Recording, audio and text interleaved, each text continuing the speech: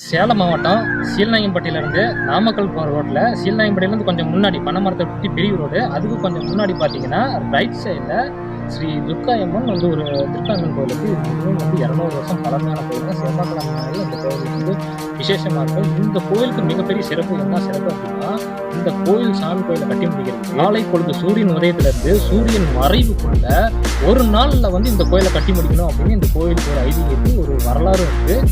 அந்த ஒரு வரலாறு தான் இந்த கோயிலுக்கு மிகப்பெரிய ஹிஸ்ட்ரி. கோயில் மிகவும் சிறப்பாக இருக்குது. இந்த கோயிலுக்கு ஒரு முறை வந்து பாருங்கள். இந்த கோயிலை பற்றி டீட்டெயில்ஸ் நம்ம வீடியோவில் பார்க்கலாம்.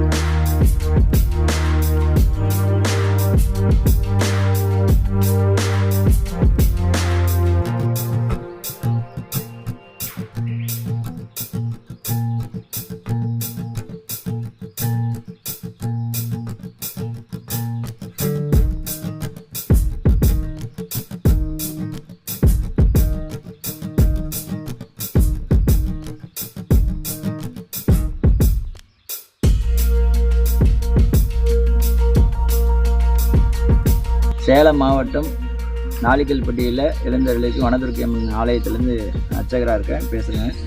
இந்த ஆலயம் வந்து எப்படி உருவானதுன்னா, கேரளாவிலேருந்து நாளிக்கல்பட்டிக்கு சந்தை கூடும். அந்த சந்தைக்கு வந்து மிளகு மூட்டை வந்து மாட்டு வண்டியில் ஏற்றிட்டு வருவாங்க. அந்த மாட்டு வண்டியில் ஏற்றிட்டு வரும்போது இங்கே வந்துட்டு ஆலமரத்தடியில் வந்து நிலம் இருக்குன்னு சொல்லிட்டு இங்கே வந்து எல்லாம் எடுத்து வச்சுட்டு கொஞ்சம் மூட்டையெல்லாம் இது பண்ணிட்டு இருப்பாங்க. அப்போ மூட்டை வெயிட் அடிக்குதுன்னு சொல்லி எடுத்து பார்த்துருக்காங்க. எடுத்து பார்க்கும்போது அந்த மூட்டையில் வந்து இந்த அம்பாள் இருந்தாக ஒரு ஐதீகம். அப்போ அந்த அம்பாள் இருந்ததுனால வந்துட்டு இங்கே அங்கே கேரளாவிலேருந்து வந்தவங்க வந்து இங்கே எடுத்து வச்சு வழிபாடு பண்ணிட்டு இருந்திருக்காங்க. அது அந்த வழிபாடு பண்ணும்போது ஒரே நாளில், அதாவது இந்த கோயில் வந்து என்ன ஆச்சுன்னா, காலையில் சூரிய உதயம் அவர் வந்து சூரியன் மறையிறதுக்காட்டி இந்த கோயில் கட்டி முடிச்சிருக்காங்க. அதுக்கப்புறம் எவ்வளோ ஒரு பொருளாதாரம் வந்துமே இந்த கோயிலுக்கு நல்ல பொருளாதாரங்கள்லாம் இருக்குது. பட் ஆனால் வந்து கோயில் கட்ட முடியல. அதுக்கு நான் முயற்சிகள் பண்ணிகிட்டு இருக்கோம். ஆனால் ஒரே நாளுக்கு சூரிய உதயம் ஆனதுலேருந்து மறையிறதுக்குள்ளே இந்த கோயில் கட்டி முடிச்சதாக ஒரு ஐதீகம். அதனால் இங்கே வரப்போகிறவங்களுடைய துன்பங்கள்லாம் தீருதுங்கிறது ஒரு ஐதீகம். அதே போல் இந்த அம்பாள் வந்து என்டோமெண்ட்டுக்கு உட்பட்ட கோயில். இப்போ என்டோமெண்ட் தான் நடத்திட்டு இருக்காங்க. அதனால் எல்லா மக்களும் வந்து நீங்கள் கலந்துட்டு இந்த ராகுகால பூஜை சிறப்பாக நடக்குங்க. இந்த ராகுகால பூஜை தான் இங்கே பெரிய ஃபேமஸ்ஸு.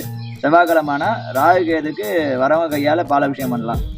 அந்த பாலாபிஷேகம் பண்ணிங்கன்னா அதிகபட்சம் 90 நாளில் நீங்கள் நினச்ச காரியங்கள் நிறைவேறும். இப்போ வந்து ஒரு குழந்தை பாக்கி இல்லாதவங்க, கல்யாண திருமண தடை போடுறவங்களாம் நீங்கள் கண்டிப்பாக வந்து வழிபாடு பண்ணிங்கன்னா உடனே கைமேல் பலன் கிடைக்குன்னு வச்சுக்கோங்களேன். நம்ம ரொம்ப சாநித்தியமானது. என்ன வரம் கேட்குறோமோ அந்த வரத்தை எல்லா மக்களும் கொடுத்துட்ருக்காங்க. இதில் உதாரணம் சொல்ல போனால், எங்கள் குடும்பத்திலே எங்கள் அண்ணாவுக்கு இந்த மாதிரி ஒரு 4 ஆண்டுகளாக குழந்தைங்க இல்லாமல் இருந்தது. அதுக்கப்புறம் இந்த அம்பாவில் வந்து வழிபாடு பண்ணதுக்கப்புறம் குழந்தை பாய்க்கிடுச்சு. அதனால் நான் எப்பயுமே அனுபவ ரீதியாக தான் சொல்கிறேன். இது கதையாகவும் இதாக இல்லை, அனுபவ ரீதியாக எல்லாம் நடந்தது. இந்த கோயில் வந்து உருவானது வந்து முன்னோர்கள் சொல்லியது கேட்டு நான் உங்களுக்கு சொல்கிறேன்னு வச்சுக்கோங்களேன். இது ஏற்கனவே ராஜாக்கள் திப்பு சுல்தான் காலத்துலேருந்து இருக்குது. அப்போ அந்த திப்பு சுல்தான் காலத்தில் இருக்கும்போது வந்து இந்த அம்பாள் பேரில் வந்து செப்புத்தகடில் வந்துட்டு அந்த ராணி வந்து எழுதி வச்சுருக்காங்க. இந்த கோட்டை கேரடும் இந்த ஊரில் இருக்கிற பல ஏக்கரை வந்து இடமும் வந்து இந்த அம்பாள் பேரில் செப்புத்தகடில் எழுதி கொடுத்துட்டு போயிருக்காங்க. அம்பாள் பேரில் இப்பயுமே ஒரு 13 ஏக்கரை பக்கமாக கரண்ட் இந்த முன்னாடி பைபாஸ்லேயே இருக்குது. அப்புறம் இந்த அம்பாளை சுற்றி இருக்கிற ஒரு ஏக்கரை அளவு இருக்குது. அம்பாளுக்கு வந்து ரெகுலர் பூஜை ஆகிட்டு இருக்குது. எப்பயுமே 12 மணிக்கு அபிஷேகம் ஆகுங்க, 1 மணிக்குள்ளே பூஜை ஆகிடும். ரெகுலராக அமாவாசை வெள்ளி செவ்வாயெல்லாம் நல்ல பூஜைகள், மக்கள் கூட்டம் வருவாங்க. இந்த மரம் ஆலாமரம் பார்த்திங்கன்னா ஒரு 100-150 வருஷமாக இருக்குங்க. இருக்கிறதுலேயே இங்கே பார்த்தீங்கன்னா சேலம் மாவட்டத்தில் இந்த மாதிரி பெரிய மரம் இங்கே மட்டும்தான் இருக்குது. ரொம்ப ஒரு பிறந்த மரம்.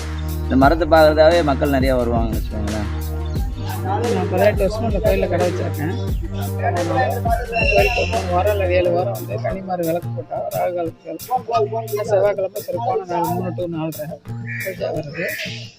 மற்றபடி எல்லா வேண்டுதலைக்கும் இங்கே நிறைவேறும். இந்த அம்மா சக்தி வாய்ந்த தமிழ்நாட்டிலேயே கிழக்கு பார்த்த துர்க்கை இங்கே தான் இருக்குது. மிளகு மூட்டையில் வந்த அம்மா இந்த அம்மா.